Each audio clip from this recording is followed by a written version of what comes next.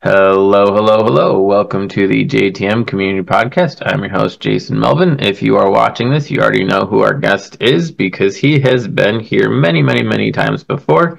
Before we get into all of that, of course, if you want to touch base with me for advancement advising, you can do so at j-tm.community. If you want podcast-specific stuff, go ahead and add a /podcast to that. It'll take you exactly where you want to be. Top right-hand side of the website is where all the socials are. The easiest thing you can do to join the community is to join our Facebook group. Every Friday now, it used to be Monday, but every Friday now, a new poll goes live. You all determine the topics, and if there's a tie, then we talk about whatever the tie is, whether it's a two-way or three-way tie.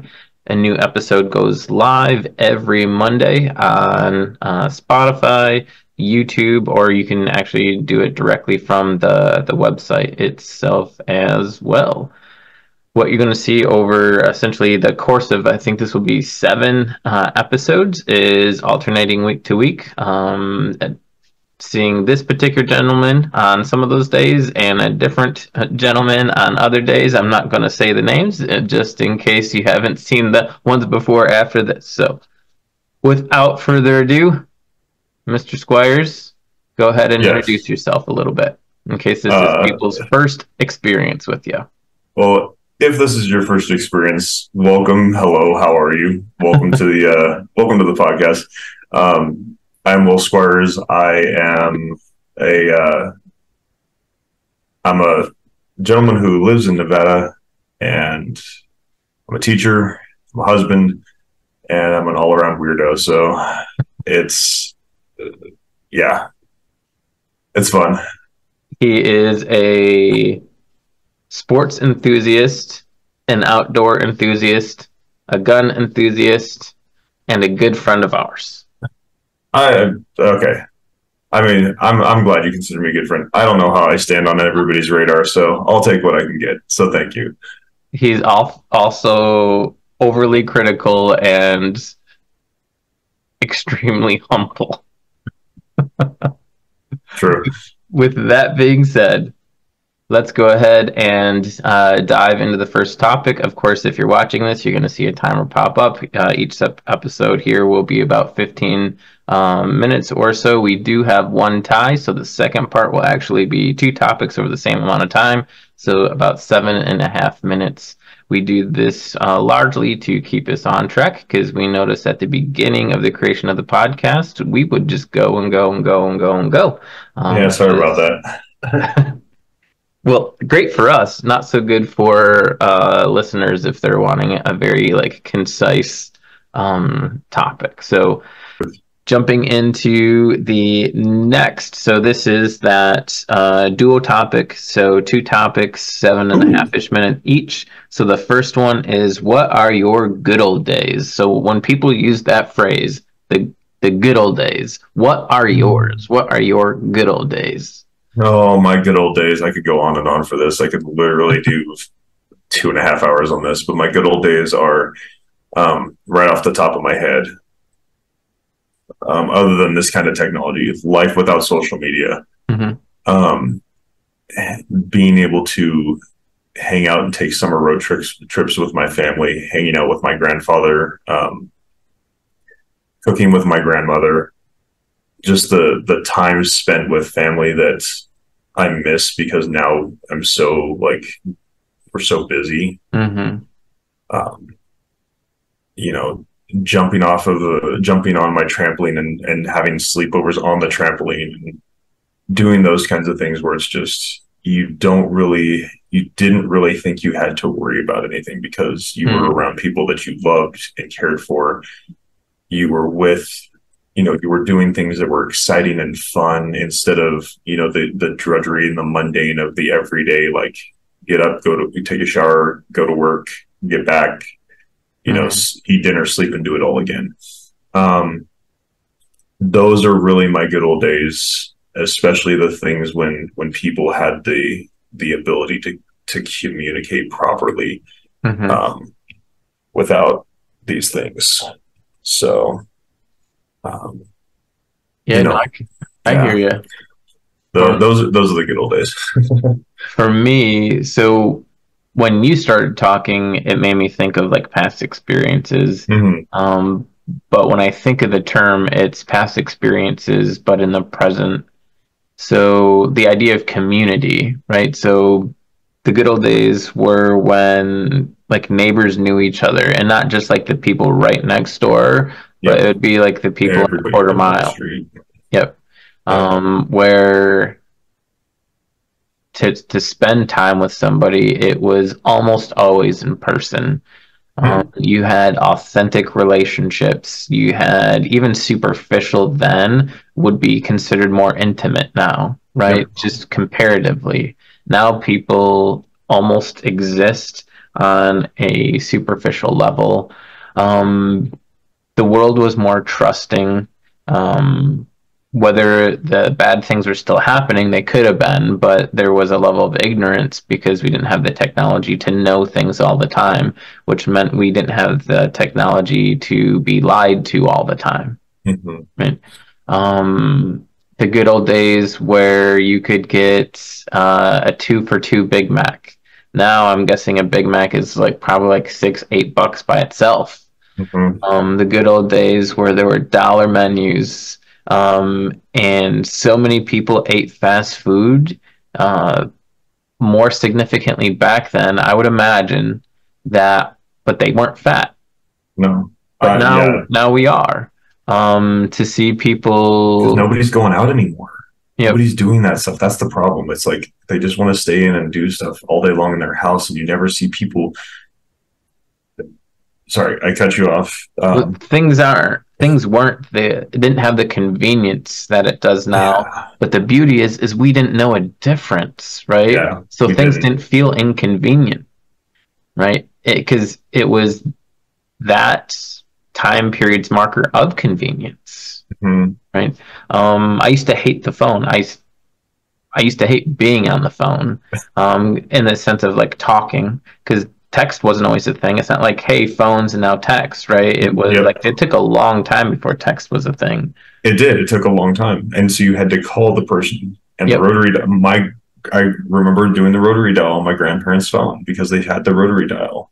So it was Mm-hmm. taking, a minute to get. Okay, there's that. There's that. There's that. Okay, now it's got it. And then only being able to talk on one phone until we got um, the multiple lines where you could be like, pick up the phone in the other room and say hi. And it's, Yep. yeah, yeah.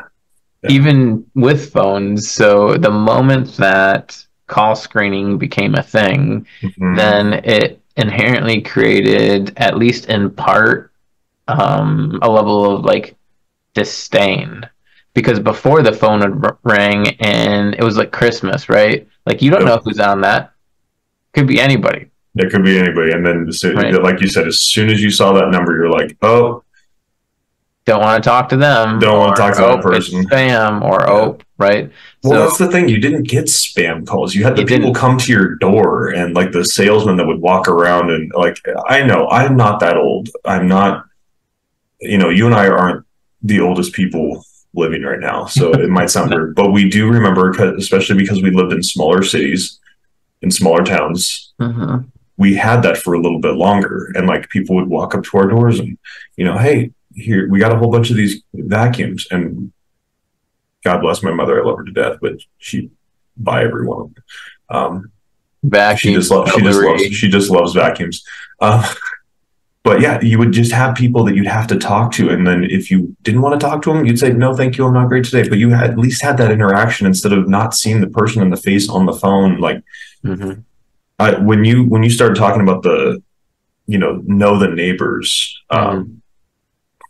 I mean, the story. I don't know if a lot of people on here do, but um, my wife and I just, not recently now, but in the last 4 months, moved into a new home in a new area, and we have family, like we have people next door from Ohio, and a couple that moved back from Texas, and it was just, we've all been like, all the people around us have been connecting because we moved into this area because we wanted to try and get that small feeling back, like that small living Hmm. area back. So One of the neighbors had a baby just a couple weeks ago, and so we all got together and got the family a little gift basket. And the people next to me who are from Ohio have been shoveling snow for 30 years of their lives, and they're both, in their later years, and it's like I can take the time to go over and, like we were talking about in the last one, shovel their driveway for them, so that when the husband goes to work in the morning, he doesn't have to get up extra early because I'm already up, but he can focus on getting to work instead of having to shovel a driveway and then go do everything else and possibly hurt himself. Like, I could hurt myself too, but I'm willing to take that because I want them to know that I want our community, like our group, safe. Yeah, you value that. Yeah, and that's the thing that I really liked when we moved in, because they came right over and they said, they introduced themselves and we exchanged numbers, and we've already had groups of people over to be in the house and have fun and enjoy each other's company. And you don't see that a lot anymore because of the fact that it's like, oh, well, I'm just going to call you or text you or FaceTime you. No, come over and hang out. Like, that's the stuff that we miss. We go walking together. They have a cute little puppy, and we'd all go walking together and just talk and enjoy each other. And it's a fun thing. That's awesome. So, I think we're talking about the same thing, which is really highlighting, before we jump to the Tide topic, is the good old days were more simple. Yep. They were slower. Yep. They had community and intimacy. Yep. Community, and everybody starts going, oh, well, intimacy, like, okay, come on. But we don't survive without it. No, and it's not intimacy is like husband wife intimacy or boyfriend girlfriend. I mean, that's intimacy is just there is, but it's the intimacy of knowing another person. Yep. Like, just knowing another person, like genuinely knowing the person. Yeah, and knowing like people, borrowing their sugar, and when they have an issue and can't find the plunger, that they're more than comfortable enough to be like, hey, go next door, right? Where if they're out cutting the grass, it makes you want to cut your grass, and then you end up having a cookout together. Or it's just, hey, because now everything is so fast and immediate. So Netflix, right? That wasn't a thing back then. So you would invite people over because you would go to the video store. So just getting the thing to watch was a journey. That was an adventure. Bring back Blockbuster. Yeah. Bring it back. Let's go ahead and jump to the Tide topic, which is when people surprise you. When people surprise me? When people surprise you. So I think you highlighted a huge one, given what is happening and what things typically look like this day and age, right?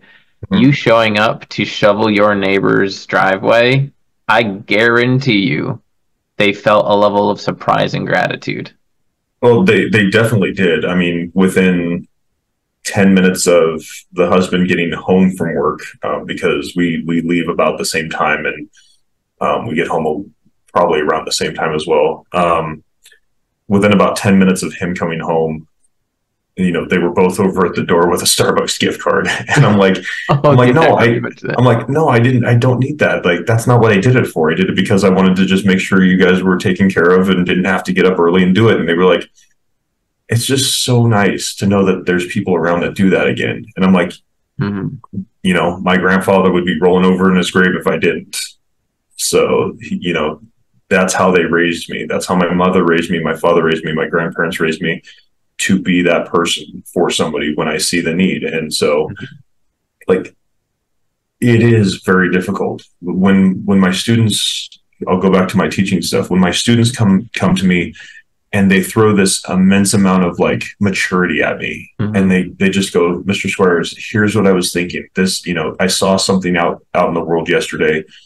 They tell me exactly where, but I'm using generalities. When I saw this, when I was outside the other day, I really thought about it, and I want to do something about it. Our leadership team has been running a lot of things in the school.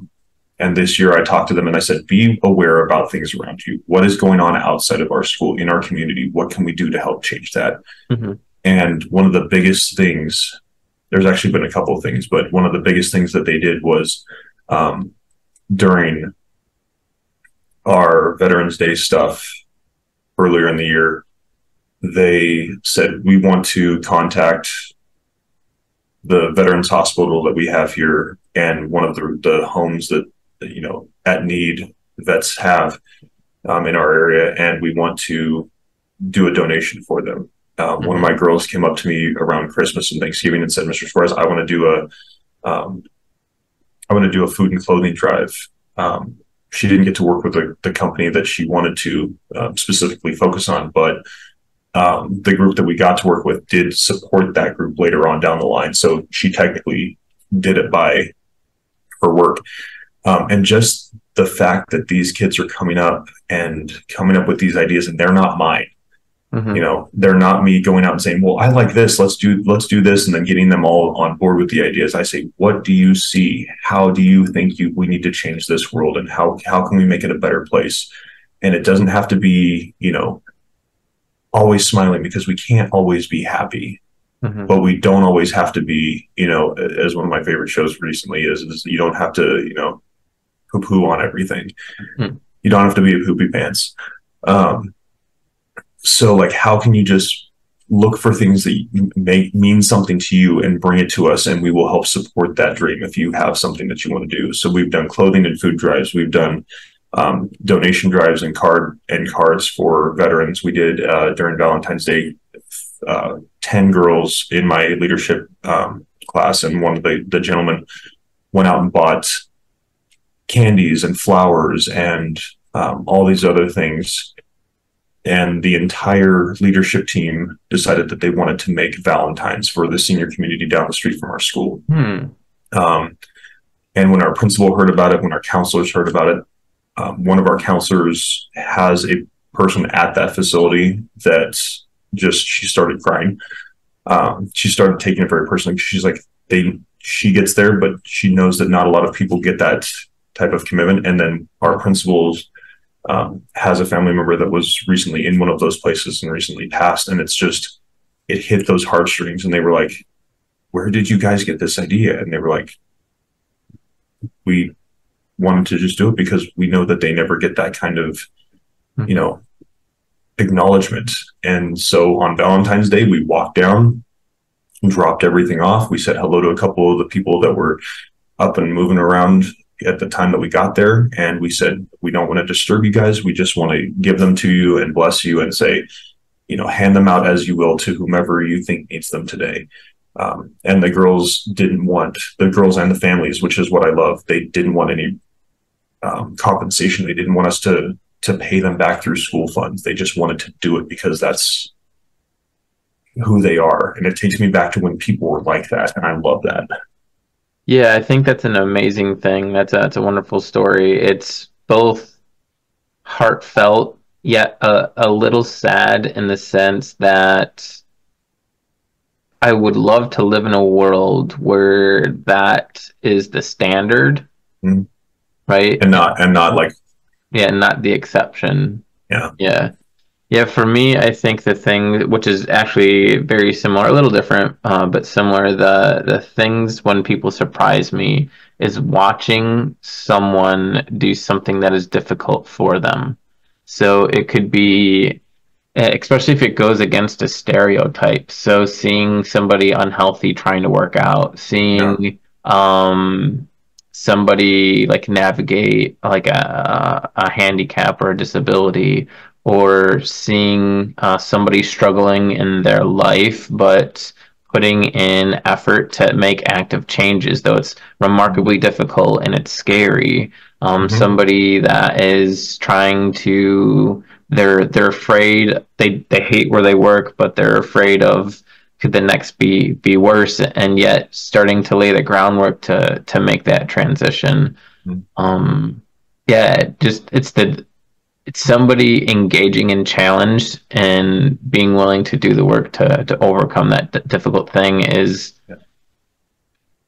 it's equal parts surprising and motivating for me, right? So seeing it, and it shouldn't be this way, but it just is for me, like seeing a healthy person work out, like I'm still excited for them, right? But it doesn't hit the same. It doesn't. No. Nope. because you know they kind of already have that idea, and I know we're running over a little bit, but I have a student at school, and she has arm canes because she has a difficulty with walking. And she's all over the school. She's one of my favorite students that I see every morning, and no matter how she is, with all the things she has going on with her health, she is smiling. She is saying hello to people. She is coming up and giving me a hug. She literally races a friend um, who is fully capable and like runs, like literally beats the other friend to me to give me a hug every morning. And just the smile that she brings, because even though she's going through so many challenges, she has the best heart. And I remember when people used to just care. Mm-hmm. And I see that in her every day. And that's one of the things that just makes me still have some hope. I think everyone cares. I genuinely think that. What I also think is that the world is so chaotic and busy that when things were slower, kind of going back to the good old days, so Yeah. slower and simpler with more intimacy, the opportunity for that care and compassion used to be more readily available. It wasn't like buried under the surface of the chaos and the speed of everything. Life Yep. is so fast now that like it's just it's it used to be at surface level, right? Mm-hmm. So like that level of care and compassion, which I don't think is gone. I think it's just buried, and Yeah, I helping can agree with people that. to see that, right? And in moments where the world slows down every once in a while, we begin to see that a little bit. But I think now it's so foreign that that care and compassion gets mistaken for agitation and frustration. And Mm-hmm. well, even if I use COVID as an example, right? So if COVID happened the way it did, but without the influences that we had, I guarantee you we would have seen those compassions, Mm-hmm. because and call it ignorance, call it whatever, and there's so many stories then that turned out to be false, and like there's all this flip-floppy stuff, right? Yep. So if you took away the speed of things and the technology of that, if you removed that, what we would have seen is neighbors caring for neighbors, family caring for their loved ones, and you would have had designated shoppers going out and like shopping for their families, right? Yep. You would have had them taking each other in and wanting to make sure that they were okay. You would have had little communities creating their little bubbles, right? And being safe and secure with one another. You would have had things would have looked so differently. Um, Well, and and like you said, I think that actually happened. It was just buried under everything else because there yeah, were those little pockets of people that were like, no, we're going to still get together. We're going to take care of each other. We're going to do what we need to do to survive and yeah, make sure that everybody's working together. And that's the kind of thing that I love and I miss. yeah. And it's Um, definitely there. It's just we live in a world that has made the choice to bury that down, and it's not quite it's there. It's just not not the uh not the it's not the priority. it's not the pinnacle. Yeah, it's not the thing that you want to see every. It's not the thing that you see every single Yeah. day anymore.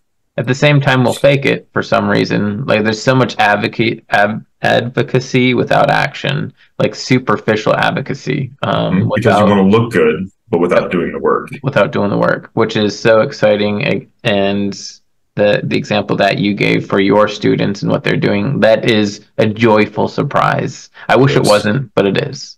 I wish it wasn't either. But with this group of people, if you met them, you would know that it's not just a Yep. thing that they do for because they didn't want pictures or anything else. They just wanted to take care. Yep. They wanted to get it done and get in, make some people happy, and get out and make somebody's day better. So They want to have that's an what I. impact on the world and not necessarily the recognition. Yeah, Yep, that's awesome. I love it. Yep. Again, thank you, Will, for joining me this morning and for having a chat over these. Essentially, it'll be 3 episodes, but 4 topics. Four topics. Thank you, everyone, for tuning in. And if you enjoy Will, if this is your first experience with Will and you you find him interesting or want to know more of what he has to say, you can go back and check out previous episodes. Every episode on the website is listed with what number of episode it is, that particular topic, and who the guest was. So it'll be really, really easy to find Will. Just search Will Squires on the site. Really easy way is hit, I think it's Control F, and then put Will, and it'll pop all the things that are Will. Oh boy. Oh boy. Of course, if you're looking to touch base with me for advancement advising, you can do so at j-tm.community. If you want all that podcast stuff specifically, just add /podcast to that, and it'll take you exactly where you want to be. If you want to join the community, top right-hand side are all the socials. The easiest thing you can do is that Facebook group. Every Friday is a new poll. You decide what we talk about. You make the vote. Every Monday is a new episode. Usually, at this point, once we vote, that usually becomes the topic. I'd probably say like 6 to 9 weeks right now, because we've had folks with an interest of other things. So it used to be week one to the next. Yes. But with enough interest in people wanting certain things, it kind of pushed that out a little, which I'm more than fine with. I actually prefer it. So don't think your vote doesn't count.